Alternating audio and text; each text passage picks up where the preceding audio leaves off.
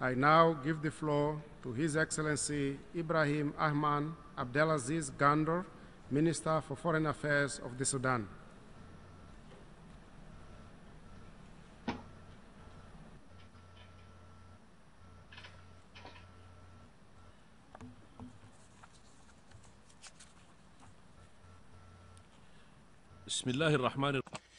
In the name of Allah, the most merciful, most gracious, Mr. President, Excellencies, heads of state and governments,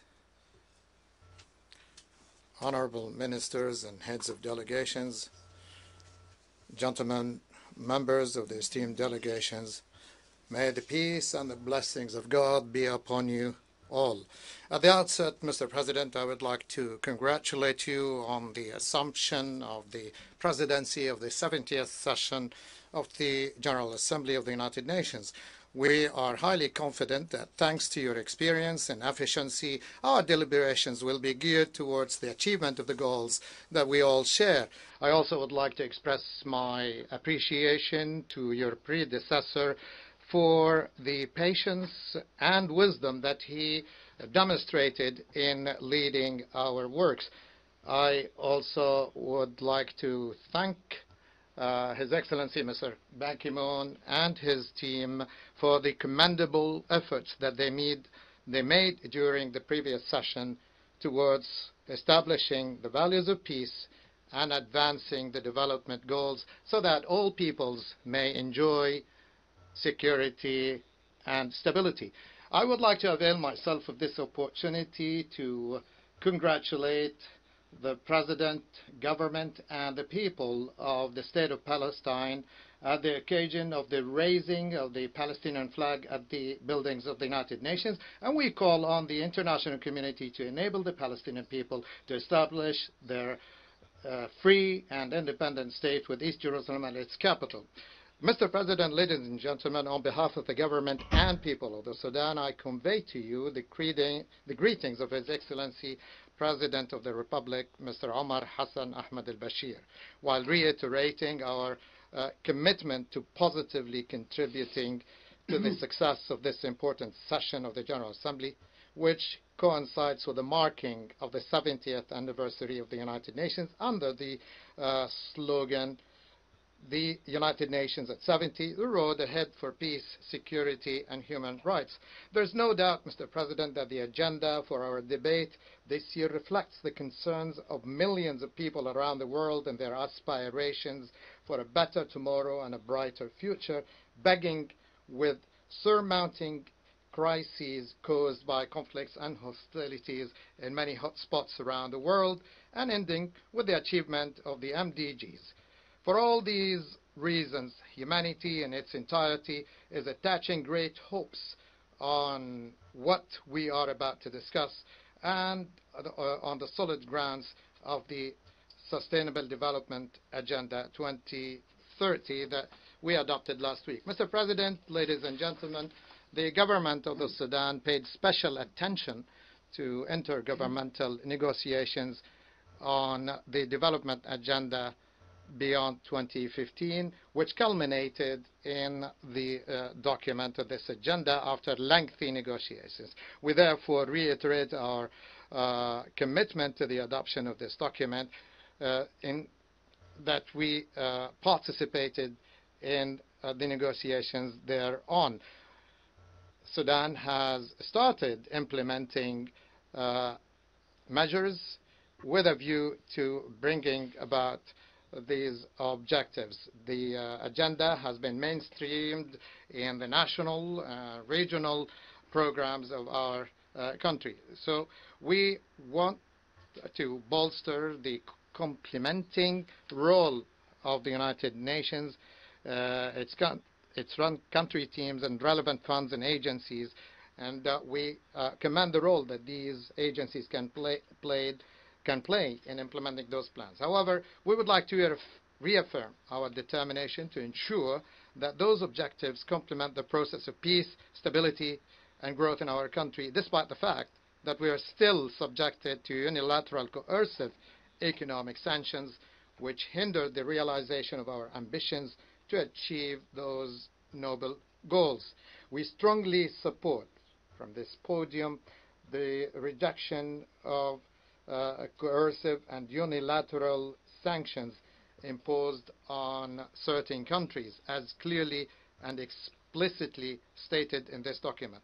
The Sudan had great expectations in the wake of the signing and implementing of the Comprehensive Peace Agreement in 2005 and the signing of the Doha Peace Agreement in 2011, that the international community would give special consideration to its overarching concerns and economic problems, especially regarding the alleviation of the debt burden, which is seriously encumbering the economy.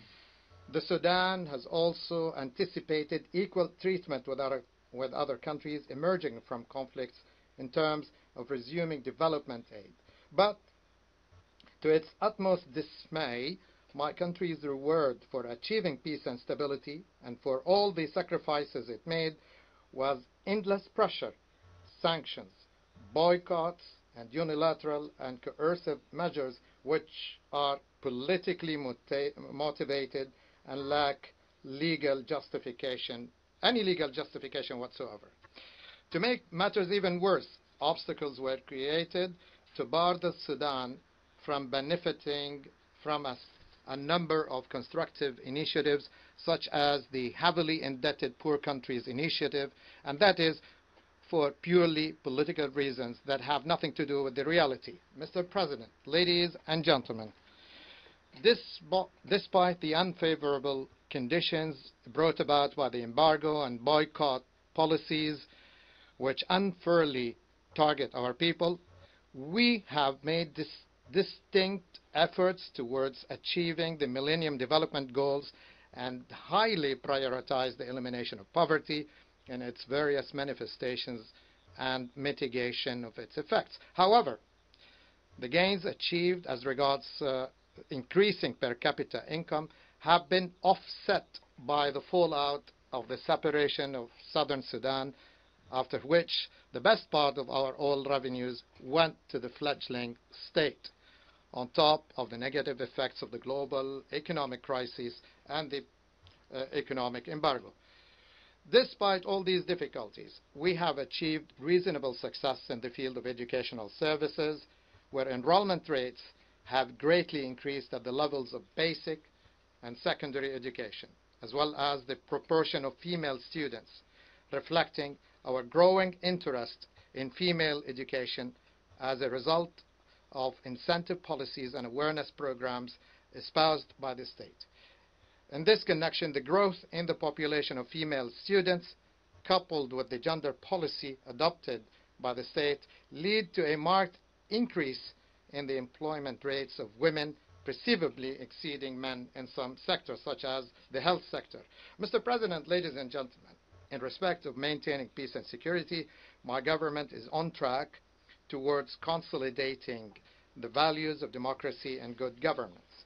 As you might have all seen, the presidential and parliamentary elections conducted in the Sudan last April were peaceful. These elections were peaceful, fair, and transparent, and were monitored by a number of regional and international centers. People have, for the first time in the history of modern Sudan, since its independence in 1956, elected a president, members of parliament, and members of legislative bodies throughout the country. We would like to remind this august assembly of the Comprehensive National Dialogue Initiative launched by the President of the Republic on January 27, 2014. Many political parties have positively responded to this initiative, 87 parties of them, who all agreed to meet and discuss issues pertaining to peace, economy, alleviation of poverty, unity, identity, foreign policy, citizen rights and duties, human rights, freedoms, and political practices. You might have also noticed the adequate and convincing safeguards guaranteed by the government to the remnants of the rebel armed groups, in a bid to secure their safe participation in the dialogue without restrictions or preconditions.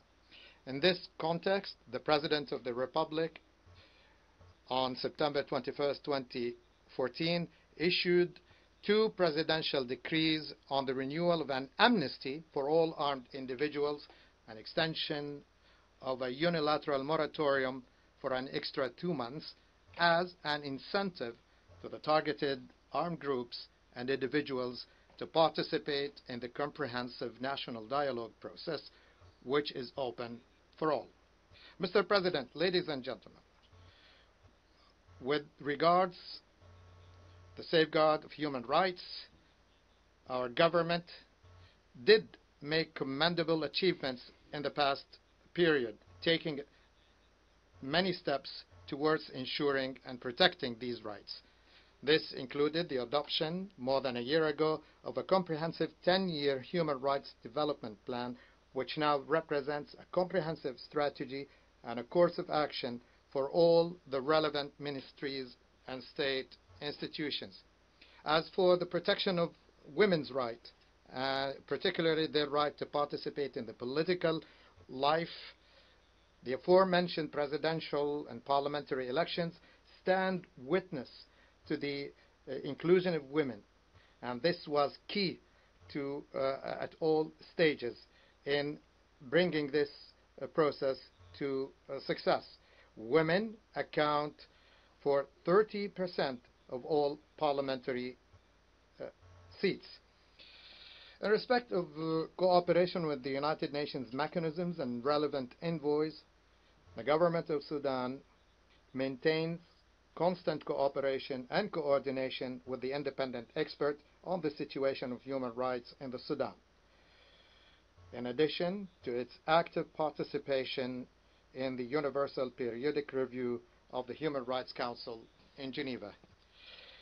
In the field of combating cross-border crime, the government of the Sudan have signed a number of bilateral agreements with neighbor countries such as Libya, Chad, Central Africa, and Southern Sudan, as well as Ethiopia, with a view to tightening border control, preventing trafficking in arms, and stopping the infiltration of organized crime, including trafficking in persons.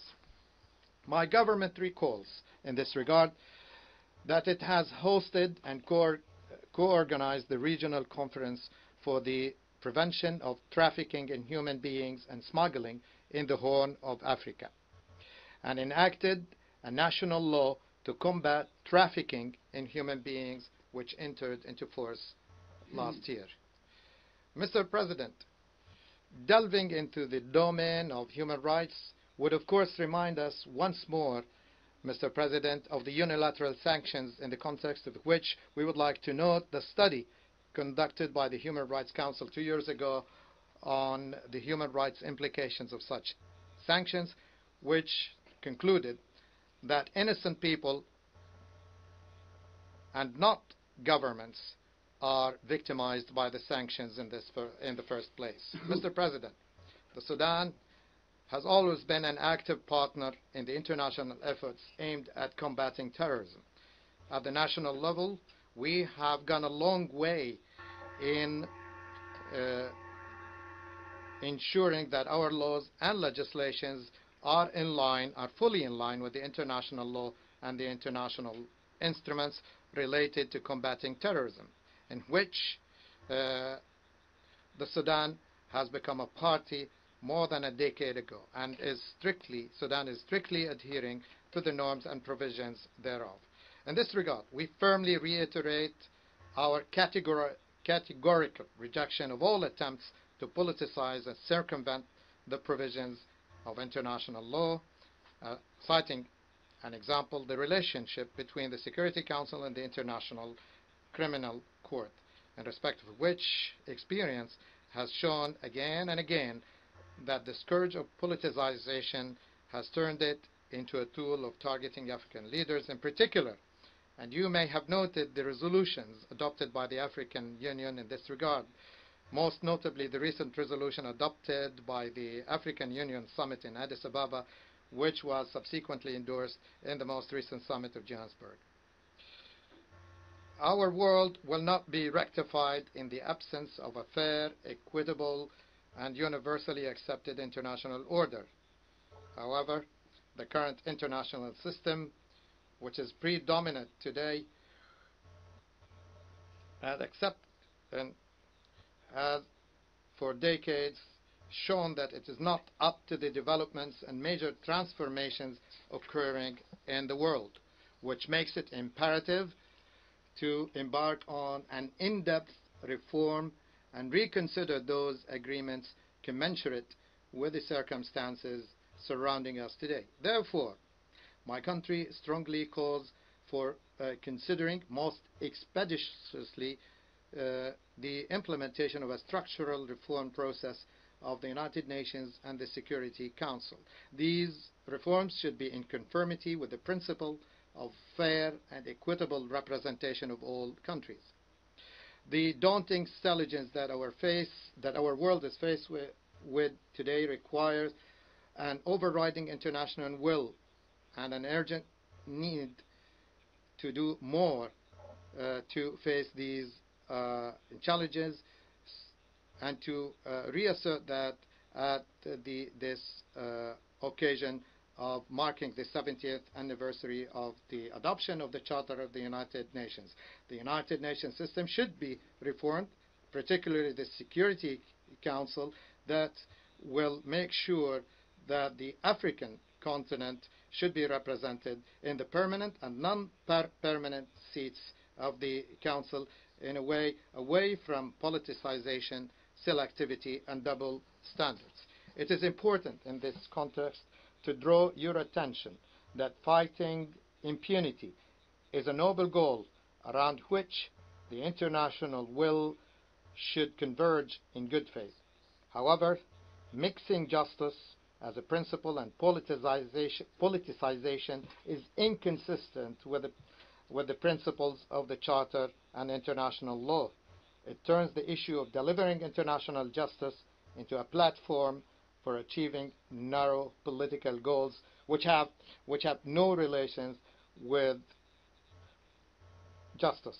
In this context, my delegations for strengthening and supporting regional mechanisms and enhancing preventive diplomacy to deal with all conflicts and address their root causes within the framework of fighting poverty and achieving a fair balance in the fields of international politics and economics. Mr. President, ladies and gentlemen, thank you for your attention, and may the peace and blessings of God be upon you all. I thank the Minister for Foreign Affairs of the Sudan. We have heard the last speaker in the general debate.